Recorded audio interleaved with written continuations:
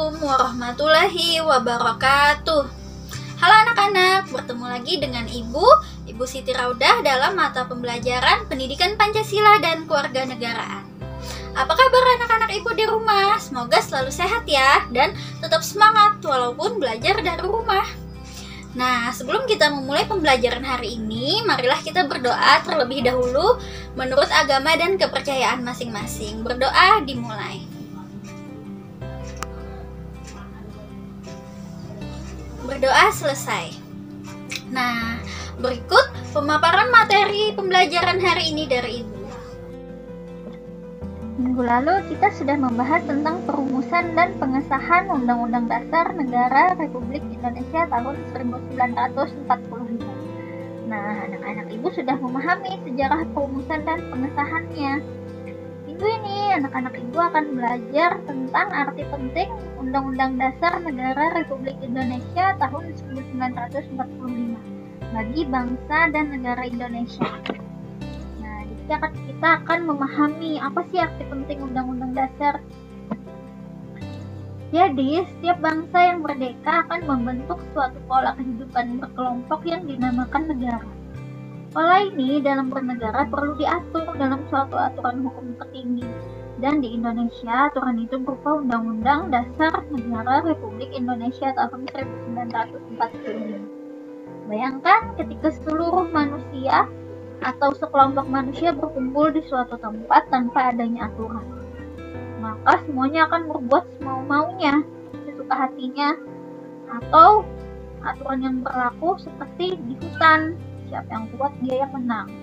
Nah, oleh sebab itu dalam sebuah negara perlu adanya aturan hukum yang tertinggi yang bisa mengatur seluruh rakyat atau masyarakat di dalam negara itu.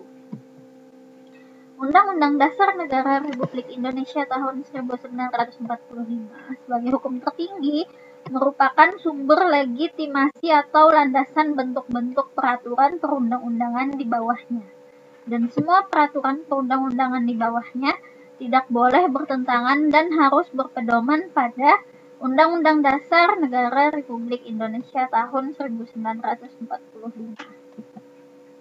Sebagai warga negara Indonesia, kita patuh pada ketentuan yang terdapat dalam Undang-Undang Dasar Negara Republik Indonesia tahun 1945 agar kita memiliki kehidupan yang tertib dan teratur. Apabila Undang-Undang Dasar Negara Republik Indonesia tahun 1945 tidak dipatuhi, maka kehidupan bernegara kita mengarah pada ketidakharmonisan. Bisa kacau ketika sebuah negara tidak mematuhi aturan yang berlaku di negaranya. Akibatnya bisa terjadi perang saudara bahkan bubarnya NKRI. Nah, jadi pernah terjadi perang saudara di Indonesia itu ketika mereka tidak mematuhi aturan atau undang-undang yang berlaku. Nah anak-anak, itu tadi penjelasan dari Ibu tentang materi pembelajaran kita hari ini. Semoga anak-anak Ibu di rumah bisa memahami dan mengerti penjelasan yang Ibu berikan. Dan pembelajarannya diulang-ulang lagi supaya lebih paham, lebih mengerti, dan bisa mempraktekkan dalam kehidupan sehari-hari.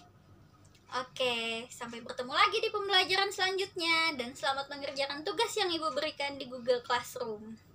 Wassalamualaikum warahmatullahi wabarakatuh.